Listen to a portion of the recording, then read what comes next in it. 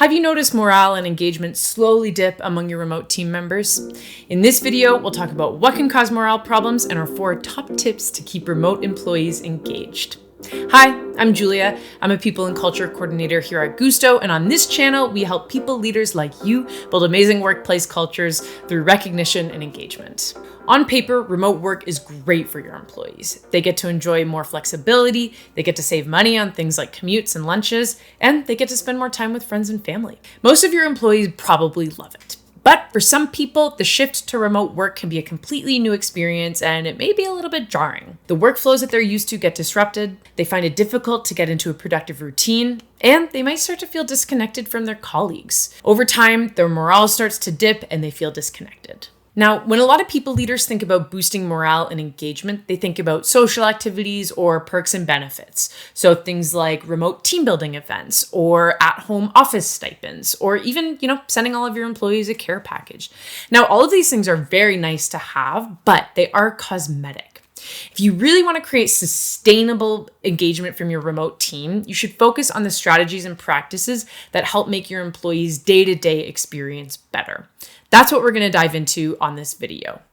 When Guusto became a remote-first company, most people loved the freedom, but some of our team members found it difficult to work efficiently, or they missed the sense of belonging that came from interactions at the office.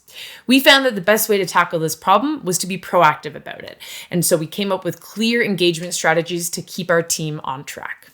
Hey everyone, before we dive in, I'd love to know, what are your biggest challenges when it comes to engaging your remote teams? Answer in the comments. Here are the 4 that we feel are most important. Number 1, embrace the flexibility. Since moving remote, a lot of companies made the mistakes of trying to recreate their in-person practices, only doing it from home. And so this meant trying to force people to stick to an office hours schedule. For a lot of employees, though, this means sticking to a schedule that isn't optimal for them, and it negates the biggest upside of remote work. If you want happy, engaged, and productive team members, embrace that flexibility and let folks have as much freedom as possible to work when it suits them. Which brings me to my next point. Encourage ownership. Working remotely can only be successful if you truly allow people to take full ownership of their work. If employees feel like you're constantly checking up on them, micromanaging them, and not letting them have the space to do their jobs, morale and engagement will go south fast. Set clear expectations and show employees that you trust them to plan their work and be accountable for their results. Trust me, they'll repay that faith. Hey, I hope you're enjoying this video. If you are, please hit the like button and subscribe so you don't miss out on our next one.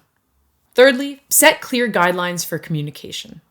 Ownership doesn't mean that, everyone just does their own thing all willy-nilly without talking to each other about it. After moving to remote work, it's actually more important to establish clear lines of communication to help people stay connected. In some ways, you might need to make room for more communication and not less.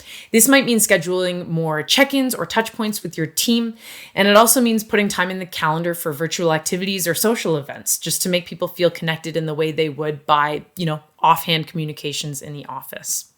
Having said that, you do want to avoid that dreaded Zoom fatigue that we all know, and you definitely don't want people stuck in a dozen meetings that could have just been emails. Plan your virtual meeting schedule carefully so that you strike the right balance, and set clear communication guidelines so that employees know what should be addressed on a Zoom call and what can be saved for Slack or emails. Having a clear communication flow that employees feel connected without having their phones ringing and pinging 24/7 will actually help them feel more comfortable with remote work. Number 4, don't forget to recognize your people. Lastly, I might be a little bit biased here, but the one thing I've found to be the most effective for improving morale and engagement in remote teams is, you guessed it, recognition. Being recognized regularly can help reinforce positive behaviors, it can encourage collaboration, and it can make your team members just feel more connected to each other. Best of all, you can do it all fully remotely and asynchronously. So even if your team is working all over the world on different schedules, different time zones with very little communication touch points, they can still show their appreciation for one another. One more thing. You might be watching this and saying, Julia, my team loves remote work. You got nothing to worry about. Our morale is at an all-time high.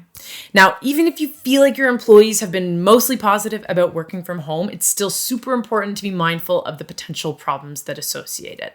Take a look at some of these stats. 78% of remote employees say that they felt more included while working in a physical office. 55% of employees say that they work longer hours remotely. 22% of remote employees say that they struggle to unplug after work. And 75% of employees say that they feel more socially isolated than they used to. So it is possible that these problems exist at your company, even if your people haven't been vocal about them.